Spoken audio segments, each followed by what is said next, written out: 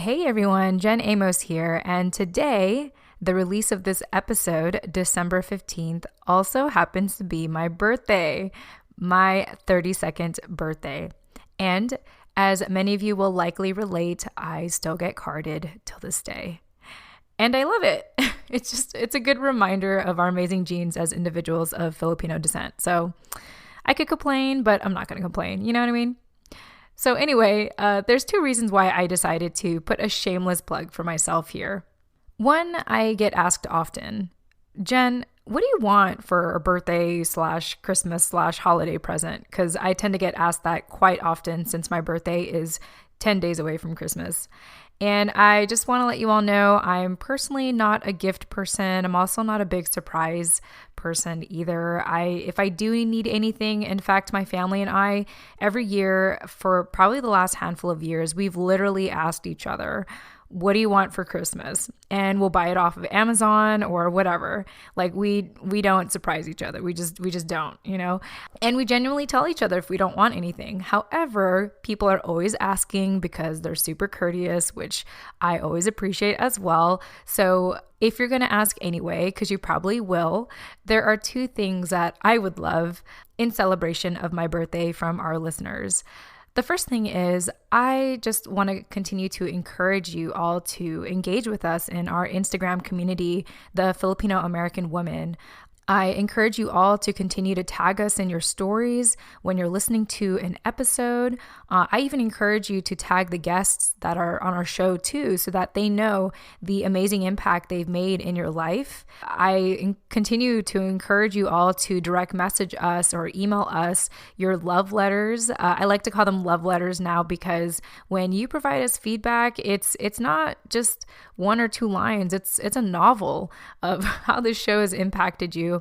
And I just want to encourage you to continue doing that because no joke, this show would not exist if it wasn't for your willingness to share your story and build this online community with Nani and I. We do this show virtually. Like I do this with my earphones on and my microphone on, and we, everyone that joins us on the show live, they dial in a number, and we don't really know the impact of the show until we hear from you. So when we do, it's just such a gift. And, in theme of it being my birthday today, December 15, like I said, it's an absolute gift to hear from you. So that's my big ask.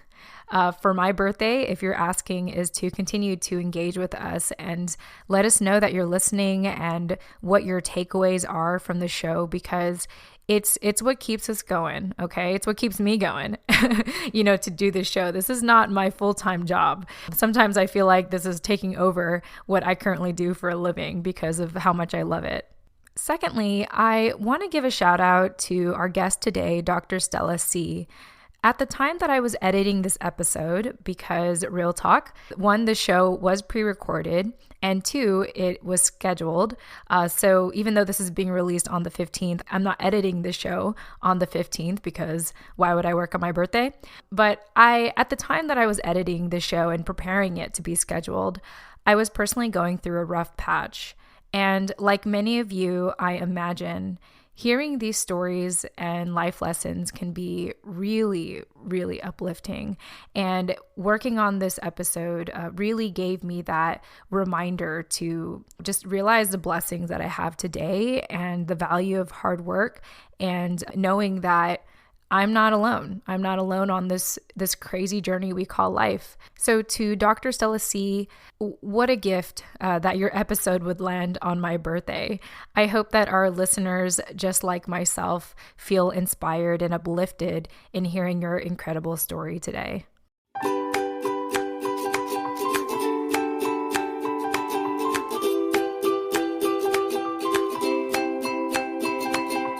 Welcome to the Filipino American Women Project, a podcast show that shares stories and life lessons told by individuals living or have lived in America that are of Filipino descent and identify as female. I'm your host, Jen Amos, a fellow Filipino American woman, and I'm excited for you to join us. Let's get started.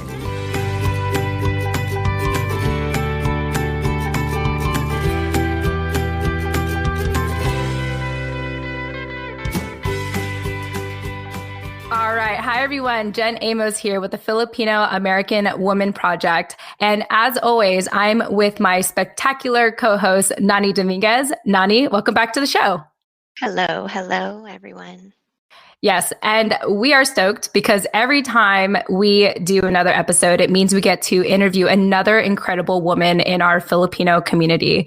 So I'd like to introduce you all to Dr. Stella C, the physician, wife, mother of two, and a Bay Area resident. So fun fact about Dr. Stella, she can speak 5 languages: English, 2 dialects of Filipino, Japanese, and Spanish. And that's not all. Her 2 kids can speak 4 languages: English, Mandarin, Spanish, and Tagalog. And also another fun fact that I found about her on Instagram is that she's also the mother of 2 rescue bunnies, Mochi and Marshmallow. Dr. Stella, welcome to the show. Hi, everyone. Super excited to be here.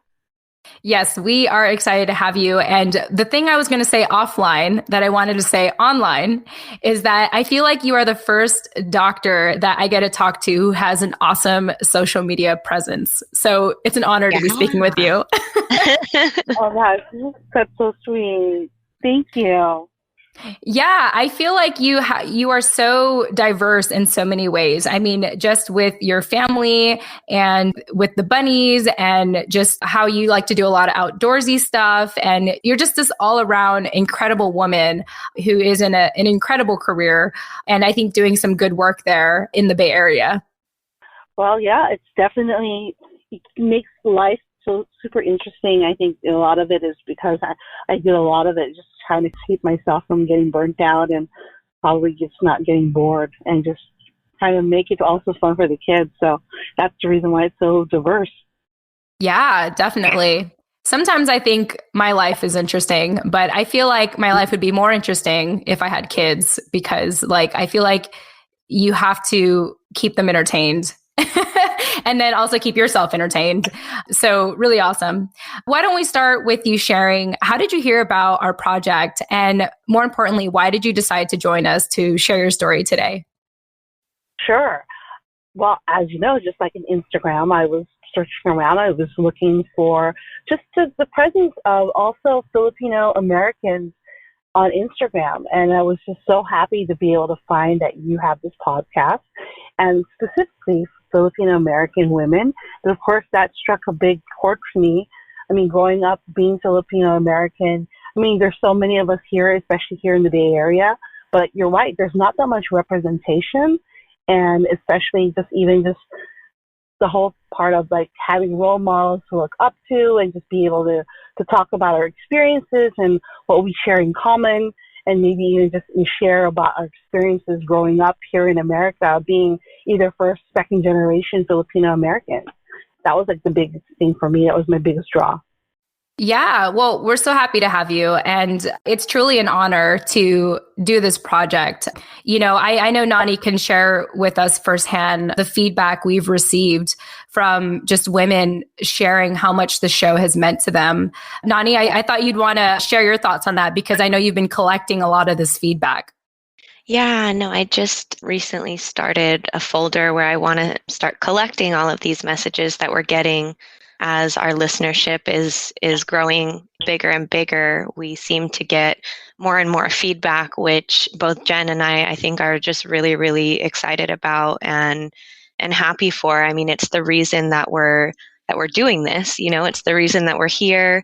It's the reason that Jen and I are, have not met in person yet, but virtually have become very close. And it's just really nice to kind of see that reward as we're still going and as we're still unraveling this project and figuring out, what the direction is and everything. So you guys have all been so, so sweet. And thank you all so much for your messages. Yeah, and I think what has resonated so far with the show, even though, as Nani had said, it's not like we know where we're headed with the show, but I think that the fact that other Filipino American women can hear other Filipino American women has been healing to so many people. Just to know oh, I'm not weird. I'm not lacking of anything. Like I'm enough, like my story is valid. And there are other Filipino American women doing incredible things. I'm not the only one in this industry. Like we've been getting so much feedback about that, and people just messaging in and saying like, just thank you for doing the show, because it's helped me a lot. And so thank you, Dr. Stella, for finding us and also adding to the project. Like I said, we don't know where we're headed, but we know the impact of it so far. And we just want to keep running with this through other Filipino American women coming in to share their story.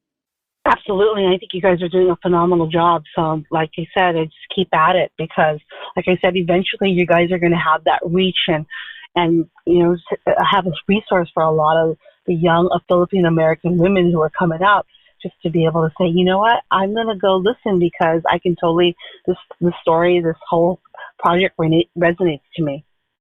Yes, absolutely. So speaking of Filipino American women, on this show, we identify Filipino American women as individuals who live or have lived in America that are of Filipino descent and identify as female or she, her. And so, Dr. Stella, I'd love for you to share a little bit about your family background and why you identify as a Filipino American woman. Sure. So my parents were both born in the Philippines. My father was from Quezon City, and he was born pretty much there. My mom is from Iloilo, and she basically came to Manila to get her education. She went to the School of Nursing at the St. Luke's Hospital. And actually, that's how she met my dad's family. It's because my dad, or rather one of his relatives, my mom was his nurse. And so that's how they mutually met, and they got married in the Philippines.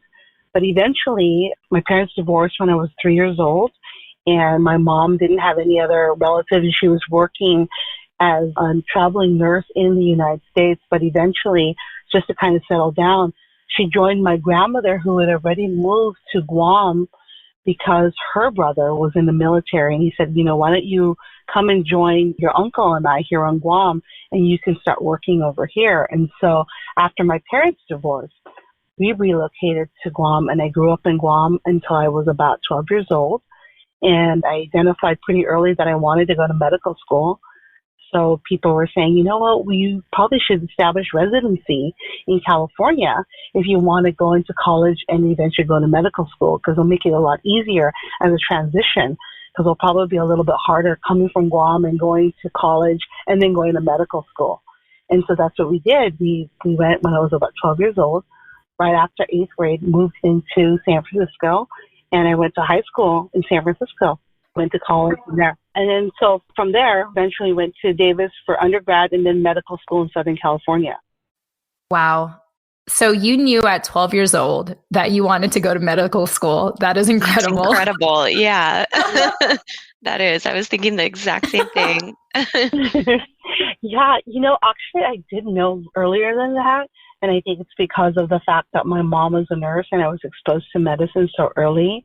She was the only nurse at the University of Guam. And I used to go in the summers to go and volunteer to help out during the summers. Because, back in those days, there really was no babysitter, right? You're the Filipino family, kind of like, let's take your kid to work. And as long as I was kind of in the back and I wasn't like making a lot of noise or being, totally naughty or anything like that, she would be like, yeah, you can come. And I would go and just kind of observe and help out. And I used to see the doctor come in like once a week. And I used to like, wow, Mom, this is such an awesome job. I like what you're doing, but I really like what he's doing, because I got to see how everybody, like whatever he said and whatever he did, people were like listening, and they really wanted to follow the advice of the doctor. And it was such a big deal to me. And I was like, wow, I like nursing, but I think being a doctor would be way cooler. And so I think that's where it planted in my mind. It's probably 7, actually, to be honest. Wow. That's incredible. I just think to myself that I do come from a family of nurses and engineers and people who joined the military. So, very stable, solid professions. And as I was growing up, I felt this pressure to get into the medical field or engineering field or military.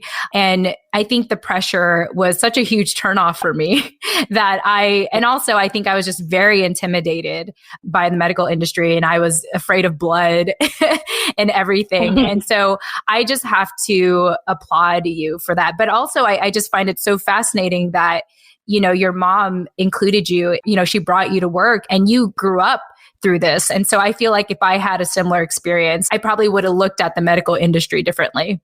Yeah, no, I totally understand. But it's ironic, as much as I wanted to go into medicine, and my mom's always been supportive, but she actually was not really happy about the fact that I wanted to go into medicine because she knew how hard it was going to be and how much I was going to be working so many hours, and what kind of family life was I going to have. And she was like, you know what, if you wanted to dance, I would totally support that. But I was so headstrong about the fact that I wanted to become a doctor that she had no choice to but support it. But truth be told, she was like, really, if you didn't want to do it, I totally understand. But yeah. Man, I feel like not that I have kids, but I feel like if I had kids and I wanted them to get into the medical industry, I would just do some reverse psychology and be like, don't get into the industry. It's bad for you. I wonder if that would, I've heard that, I feel like that would work for my kids or something. But I find that because I rebelled from my mom. I didn't decide to pursue it. And it's just funny how your mom's like, no, don't be like me. It's hard. And you're like, I'm going to do it anyway. In fact, I'm going to be a doctor. It's funny because that's literally what happened. She was like, I am not going to do what you're doing. I'm going to go do it, make it for myself and show you I can do this. Yeah, totally. Oh, man. So what was your experience like when you started to go to medical school? I mean, I think what I'm trying to ask is because you were very passionate about it early on. And so I imagine that I'm sure it was very rigorous, but you probably really enjoyed school. Would you say?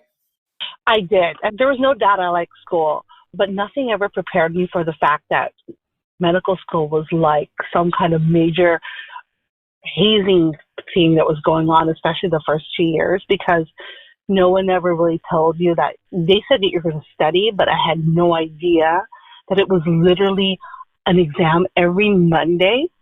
So you literally were constantly, every 8 hours a day, you were in lecture. And then everything you did for the weekend, Friday, all the way up to literally Monday, was preparing for an exam.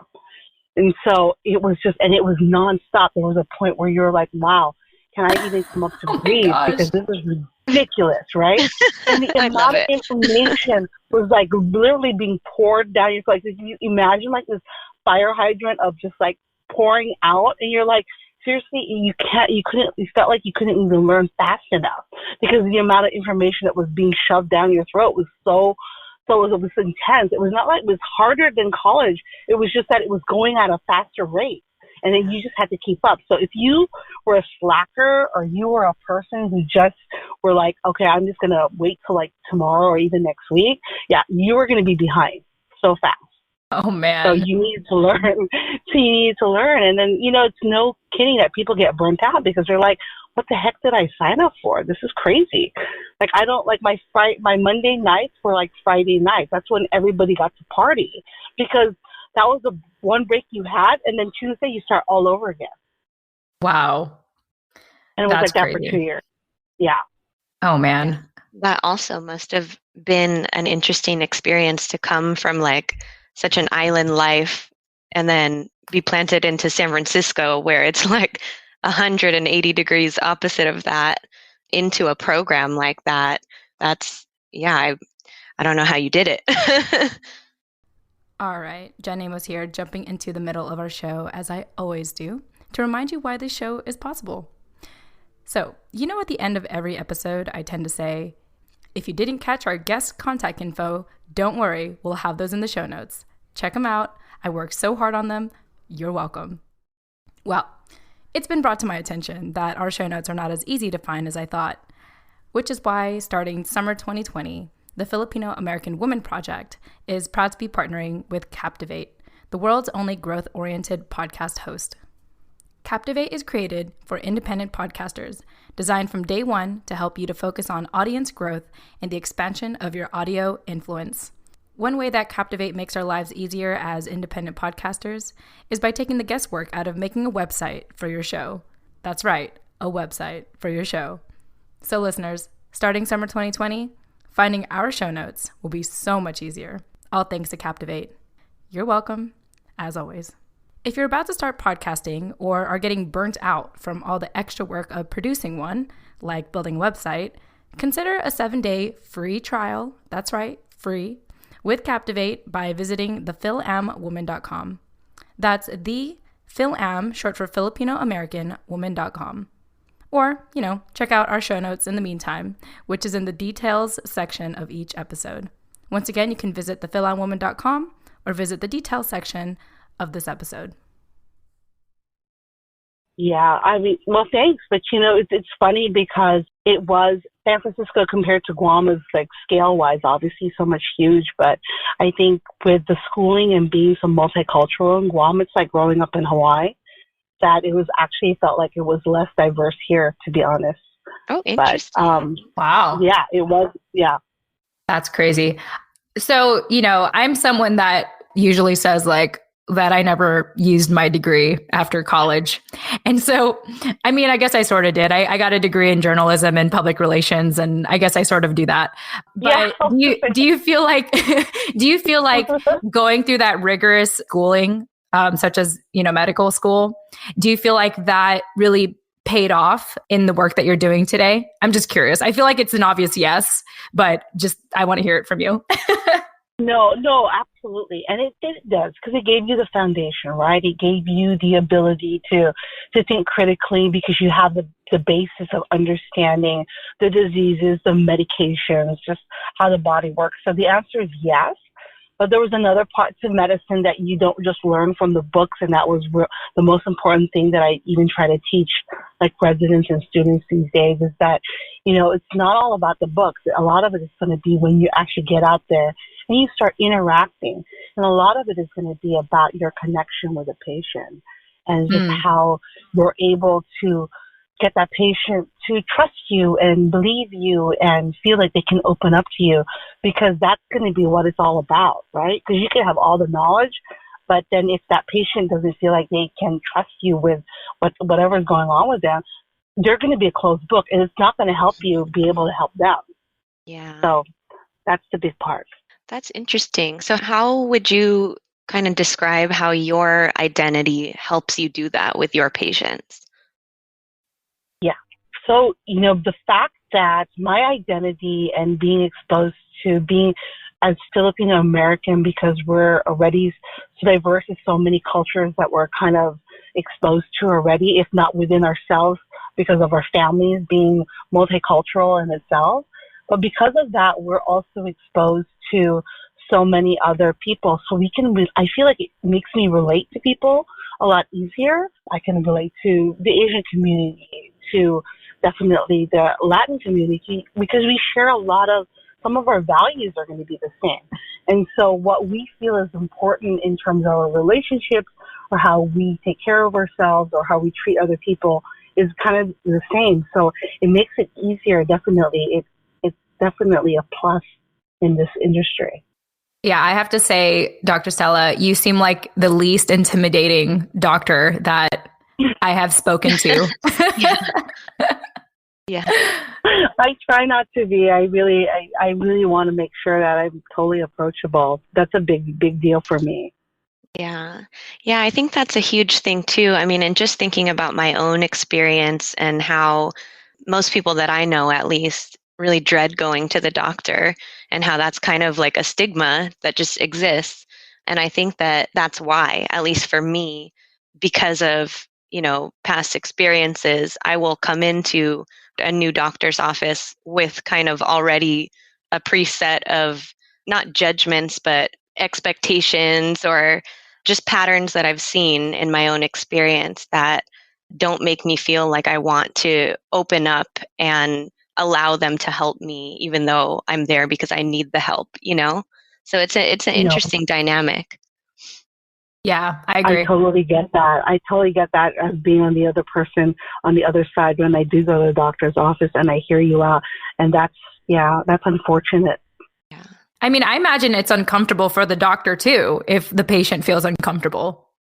It is, because you don't have an open dialogue, right? Then it's kind of everybody's just nodding and going at each other, but no one's really understanding each other. Yeah. Right. Yeah. Well, we talked about just your profession, a lot about your profession already, Dr. Stella. Let's just go ahead and jump into a snapshot of your life today. In addition to being a doctor, what else keeps you busy and most excited about life nowadays? Definitely being a wife and a mother. That's everything. Especially like we talked about, you said with kids, they keep you on your toes, and especially with my two children, because they're super busy because of the fact that besides that them going to school, there's like so many activities. I always joke around that even on my day off, it's really not a day off, because I feel like I'm a glorified chauffeur on the days off because I'm either shuttling. I'm not even kidding.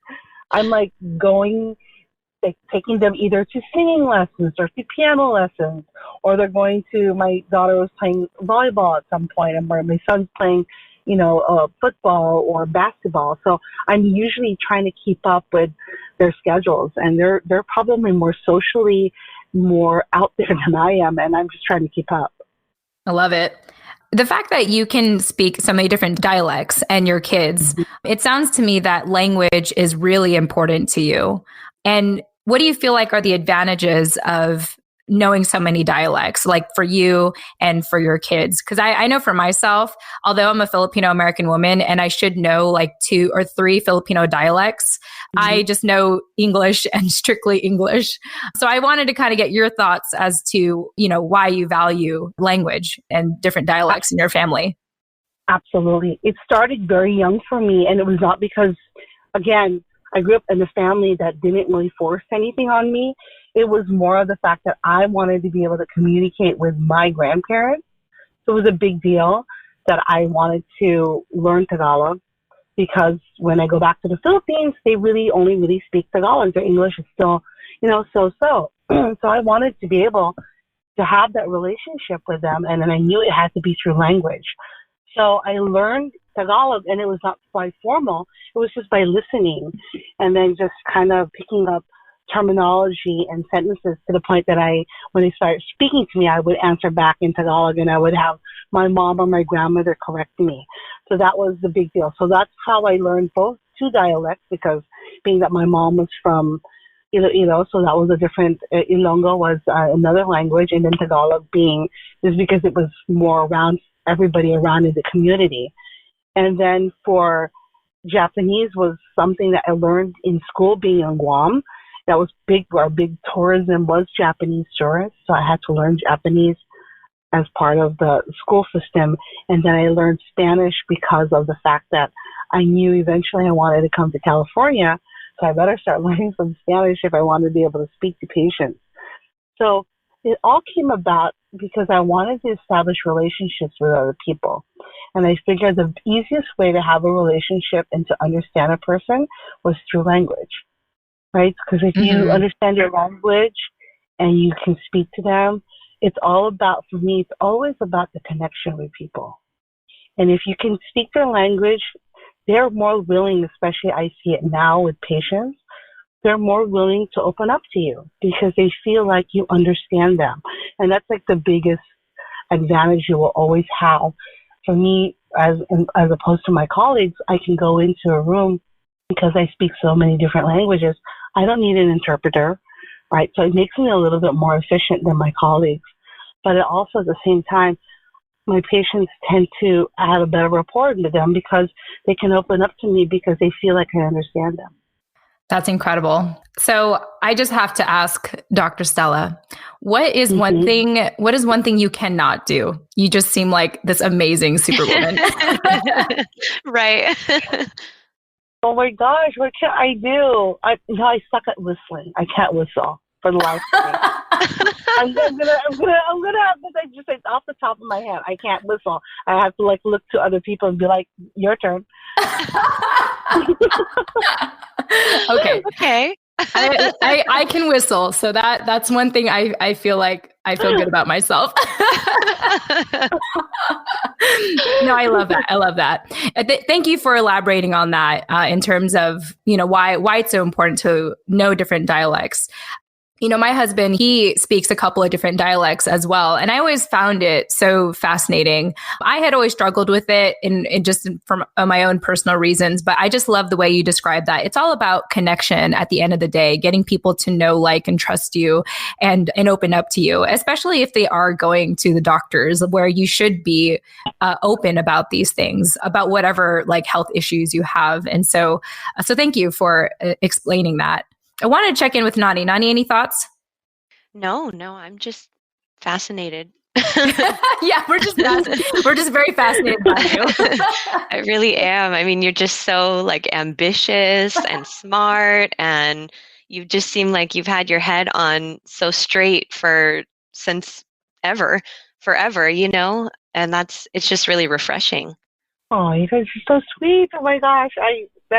It means so much to me because you guys are amazing too. I've listened to your podcast and I was just thinking, gosh, you guys also, just like I said, I'm very touched. Thank you. Oh, we just all love each other. So yay for love all around. Yes. Dr. Stella, so in your experience of having moved to San Francisco and gone to medical school there and going through this just really rigorous program to get your credentials and then becoming a doctor in the Bay Area, can you talk a little bit about how you feel like you've been received by that community, or what your experience has been as a Filipino American working in the medical field in the Bay Area? Absolutely. So yes, it's definitely just been the Bay Area, being that as soon as I was trained, I came back to the Bay Area to work. So as a Filipino American among the Filipino American community, it has been nothing but very supportive, and people have been very kind to me. My experience that I really had was, the biggest thing has been stereotypes, where coming in as for instance, I would come into a patient's room and they would find out that I'm a doctor, and they find out I'm a Filipino. And even if I'm in the room and someone introduces me as doctor and says, I'd like you to meet Dr. C or Dr. Stella, they would still turn around and says, you're Filipino, right? And I'm like, yes. And they're like, you're the nurse, right? Because aren't all Filipino nurses? Mm-hmm. So there's this stereotype that you can't be anything in a medical field unless if you're Filipino, you have to be a nurse. Mm. That's one. That's definitely something that, and I get that. And I think it's also, you might not necessarily have to be Filipino to still really experience the gender bias and the cultural bias that's in medicine, because that's definitely there, because I'm pretty sure a lot of female doctors will argue that no matter what, even if you have a tag and you have people introducing you as doctor, it's still very hard in 2019 for some people to look at you as a female and still think that you're anything but a doctor. So that's one. And the cultural thing is, the experience I had was, one patient one time said to me, you're Filipino, right? I heard that the nurse tell me that. And he goes, yeah. He goes, so do you eat dog? And I'm like, are you kidding me? I mean, wow. Oh my God, I've been asked that multiple times. Yeah. That is so weird to me. Like, why do you assume that? Right? I mean, exactly. And out of all the questions to ask, and then you think it's funny. I was like, yeah, how ignorant. Right. And you just have to call it out, because you're like, I don't know. There are people in the Philippines who do eat dog. I'm not going to deny that. But not everyone in the Philippines eats dog. And, right. And that's not limited to being in the Philippines either. Exactly. And then I was going to say, exactly. And it's not limited to just Filipinos. But to be able to associate, that's the only thing you can think of when you think of Filipino, is that's really harsh. Right. Yeah. Wow. That's crazy. So when people do say that to you, or, one or two things, like whether they assume you're a nurse or, ask if you eat dog, how do you respond to that? Because I feel like it's almost like the common challenge a lot of us go through when people ask, like, where are you really from? Yeah, I definitely have to take a moment because sometimes I'm still taken aback. But when I finally kind of collect myself, because obviously it's different if it's somebody on the street and I can just respond the way I really want to respond, as opposed to I'm in my job and I have to worry about not losing my job because I have to be professional, right? Mm-hmm. So I still have to like step back and be like, and just tell them out, but in a polite way and say, I'm sorry, but that was a very ignorant statement to make. Because exactly as it is that not all Filipinos eat dog and not everybody who eats dog is Filipino. And I don't appreciate you, generalizing and being racist towards me that way. I mean, if you didn't recognize it, I'm calling it out. Right. And then what is that interaction with the patient like there after that, right? Like then you have to deal with it being like kind of an awkward situation, or is that gonna, like we were talking about before, being on both ends, being open-minded, that obviously puts a huge kind of damper on you're wanting to do that, right? Hey everyone, Jen Amos here, taking a quick break in between our interviews as I always do, to actually talk about a new resource that I have personally been using for a couple of weeks now called 7 Cups. I want to give a shout out to Asia Hilario, who shared this resource in episode 29. So check it out. We live in a world where you can be surrounded by people, but still feel lonely, with nobody to turn to when things get rough. But being heard is an important part of being human. Psychologist Glenn Mariotti, I think that's how you pronounce his last name, saw that there was great power in listening, but he knew not everyone had someone to talk to. He started to wonder, how can I make being heard a reality for everyone? And that's why 7 Cups was born. Thanks to thousands of volunteer listeners, including myself, stepping up to lend a friendly ear, 7 Cups is happy to say, we're here for you. No matter who you are or what you're going through, this is a place where you'll be heard and cared for. We might be strangers on the surface, but underneath, we're just the friends you haven't met yet. 7 Cups has trained volunteer listeners available 24/7 to give emotional support or online chat. It's anonymous and, get this, completely free. When you need someone to talk to, we're here to listen and help you feel better. Learn more about 7 Cups today by visiting 7cups.com, or, as always, you can check out the show notes for the link. Absolutely. But then you're also limited by the fact that you, as a person, you can be slighted and you have your feelings. But one thing that you learn in medicine is that you still have to treat the patient, even if though you don't share the same ideals or somebody's offended you. You could walk away and take a breath, but you still have to come back and still do your job, though. Wow. Oh, well, you have a lot of resilience for what you do. Yeah. I find that interesting, too, that you have had that prominent of an experience here in the Bay Area where we're supposed to be like so progressive, Yeah. Surprises me a lot. It is, right? And I shared this even on Instagram. I didn't really know racism, to be honest, till I came to the Bay Area. And I saw it firsthand as my mom, being a Filipino American, and she was working with this institution. She was hired as an advice nurse. And I came home one day and she was in the kitchen and she was bawling out. And I said, "What's wrong, Mom?" She's like, "They fired me." I go, "Why did they fire you?" She said, "My supervisor fired me because she said the patient complained that my accent was too thick." Oh my God. And so therefore I can't be an advice nurse anymore.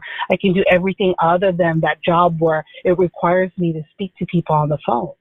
Wow. And I was just devastated because I was like, are you kidding me? Like, my mom, she has an accent, but it's not even that decent. You don't even hear an accent to my mom because she had been, in America for such a long time, going all the way back to the 60s. So you can barely, I won't say it's not completely gone, but it's definitely, but then to hold somebody against them because they have a thick accent. Like, where are we, right? I was like, where? Oh, yeah, I'm in San Francisco. Yeah. Mm-hmm. Yeah. Honestly, that's why, I mean, my whole life I asked my grandparents to teach me Tagalog, and my grandpa would always tell me no. And every time I asked him why, it was because he didn't want me to develop an accent.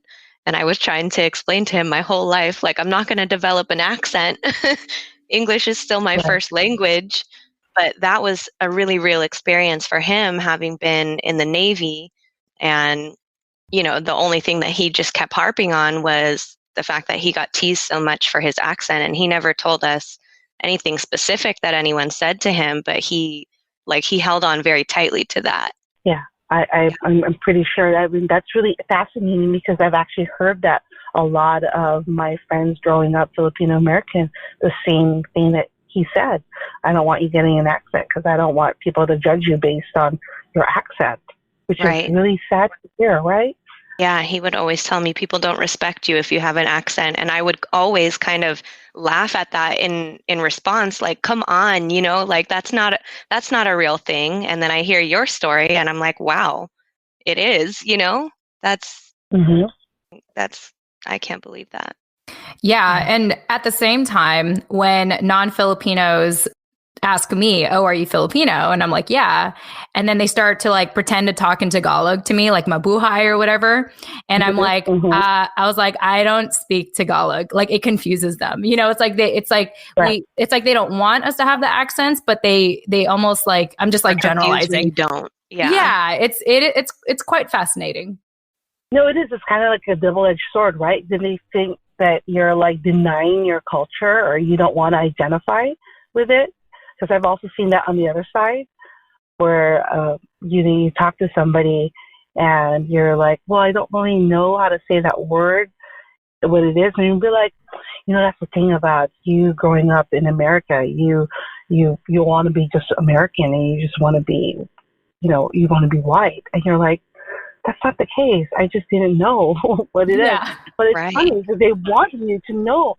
They want you to be your culture, but at the same time, there is that's that conundrum that we have because it's like, okay, on one side, we're supposed to be American, but then if we are too American, it's also not a good thing. Yeah. Right. Yeah. It's just like, I'm not a zoo animal. Like, I'm not here to do tricks. I'm not here to, like show you my advantage. I'm not on for show. Yeah. I don't get it. But how's your mom today, Dr. Stella? Oh, great. She did retire eventually as a nurse.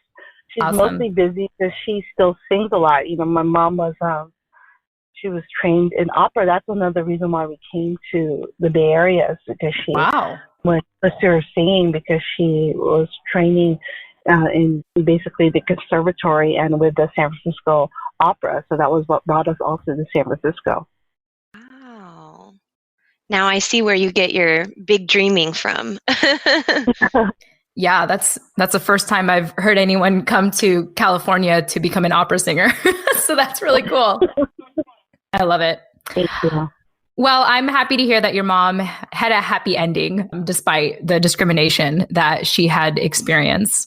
So with that said, I want to go ahead and shift gears to really the final question of our interview. I feel like we sped through this really fast, but at the same time, I feel like I got so much value out of our conversation in the short time we've been speaking with one another. So one of the first initial goals of the Filipino American Women Project is to collect up to 365 stories of Filipino American women and their life lessons to publish into a book. So that's the goal. That's like our initial first goal as to why we do these podcast shows and stuff like that. Other than that, we're kind of just figuring this out as we go. So with that said, Dr. Stella, you had mentioned that the life lesson you want to share with us today is to not ever let your circumstances dictate your life, to fight for your dreams, and that anything is possible if you work hard. I'd love for you to share, to elaborate on that a little bit more, and more importantly, share maybe an aspect or a story in your life that led you to that life lesson. Absolutely. So it goes back to my mom being fired, and she lost her job in the Bay Area. So that means she could not, as a single mom, support me through school. So what did that mean? I actually worked my way through high school and college because there was no money. My parents were divorced. My dad really wasn't in the picture. And so I had this dream that I wanted to become a doctor, but it's going to require money, and that there was no money to be had, so I had to do it myself. So here I was in high school. I was in a private school, but even though I was in a private school, I had to work during all my breaks where my other classmates were off enjoying the breaks or going to lunch or going down to downtown San Francisco to go enjoy lunch. I was in the office putting together bingo cards for the weekend or filing or typing during that hour to pay down my tuition. Wow. Or when I was in college, I was on basically 18, 20 units, but I had to be on work study because I couldn't afford college. And at one point, that same day, ironically, my mom was fired, was the day that she was telling me, I can't afford to send you to college because, look, I don't even have a job.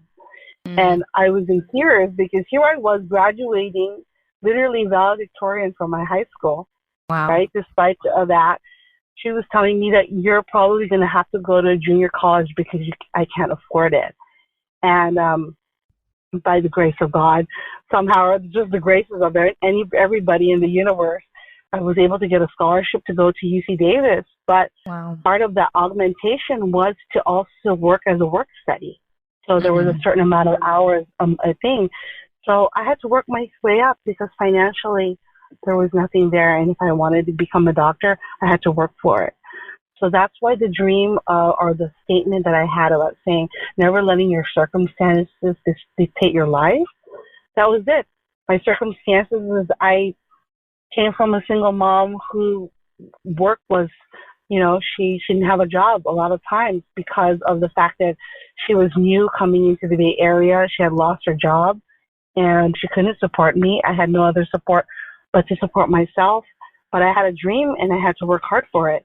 And through that, that's the only way I was able to persevere and fulfill my dream. Wow, that is an incredible story. I know you mentioned that your mom is already retired and she originally brought you and herself to California for opera. And so what was she doing? If you don't mind me asking, what was she doing? What was her job before she got fired? Yeah, so she was an advice nurse. So she had worked at different departments in the hospital, from OBGYN to advice nurse. She was always in her. Singing was always her side.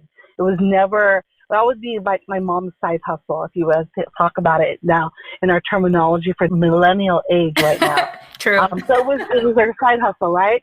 So she would work on the weekdays, 8 to 5, do a job working in the hospital or in the clinic. And then on the weekends, it would be singing, maybe singing for weddings. Maybe she would hire her to sing for weddings or for some fundraiser, and they would pay her that way. So that would be the thing that she would do. But obviously when she loses her nursing job, that's a big source of income. There's no way her side hustle was going to be able to pay for a lot of things. Wow. Well, I can see where your drive comes from, just your mom's resilience and just everything she went through. She sounds like such an inspiration. Yeah. She really is. And she's a tough one. So definitely what a role model she was growing up, having her who pretty much taught me, you're a woman, and being a divorced and single mom taught me very early in life that you don't need to be with a man to be able to support yourself. You don't need a man to have your identity. You just be yourself and fight for your dreams and live it, and just kind of be what you want to be and never let anything hold you back. So that was what my role model growing up was that strong, fierce woman who showed me that you can do it. You don't need anybody but yourself to be able to pursue anything you want. Beautiful. What a queen. What a queen. You have to bring your mom here so we can meet her. I need you guys in my life. That's the energy I need to attract. Yeah, no, same. Well, Dr. Stella, it's been Gosh, it's been an absolute pleasure and a refreshing pleasure, I think, to have you on the show. I feel like you brought so much positivity and hope and inspiration on our show. So I want to thank you so much for that. Nani, I wanted to see if you had any additional questions or comments at this time for Dr. Stella. No questions as of right now. You're super inspiring, and even going back to, your stories as a little girl and your conversations with your mom and your relationship with her, it just is really empowering and, like I said before, refreshing to hear. So thank you for sharing all of this with us. You're very welcome, and I'm just really honored and humbled to be part of your amazing podcast and to be able to speak and meet with you. Although we haven't met in person, it's been so much fun. Yeah. Yes. Speaking of meeting in person, I am actually, I don't know if I said this on the show yet. I feel like I did. But anyway, no, not yet. Yeah. So I'm actually visiting the Bay Area for the first time. Actually, I have to put like a footnote. I went to the Bay Area when I was a baby. When my dad was in the military, and that was one of the first places he was stationed, was somewhere in the Bay Area. But since then, I haven't been to the Bay Area, and I'm actually going to be arriving December 17th till I think the 22nd. I'm going to see Nani for about 3 days because her birthday is the following weekend. We're both actually December babies, so it's our birthday month. Yeah. But yeah, I will actually be in town this year, and it just throughout. If anyone's been following our shows in chronological order, we've been manifesting this for quite some time now for Nani and I to meet for the first time. So that's going to be happening in December, and I think at the time that this episode comes out, it's going to be around that time when I'm about to go to the Bay Area. So some people might be excited. But yeah, I mean, it would be great, Dr. Stella, if I know with your busy schedule, even so, it would be a great opportunity and honor to meet you in person when I'm in town. Absolutely, yeah. So let's make it happen. Yes. Okay, cool. Awesome.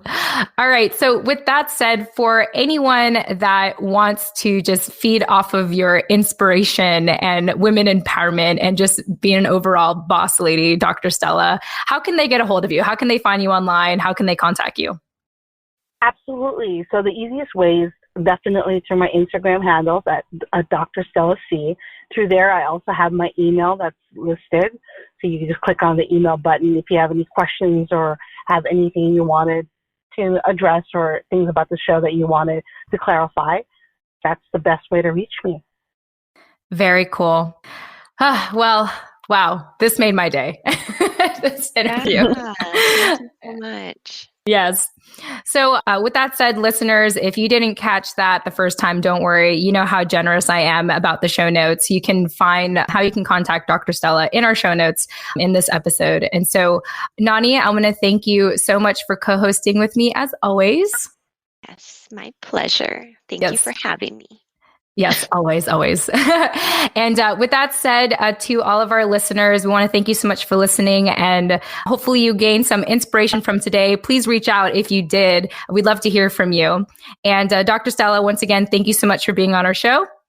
Yes, and thank you, Jen and Nani, for being such awesome hosts and being inspirations yourselves. And maraming salamat sa iyong lahat. Awesome. Thank you so much. And inspiration. We're inspirational too, Nani. Did you hear that? Yes, I did. I'm going to listen back to that so many times. Awesome. All right, listeners, and to everyone, thank you so much for your time. And we look forward to seeing you or speaking with you in the next episode. Tune in next time. Bye. Bye.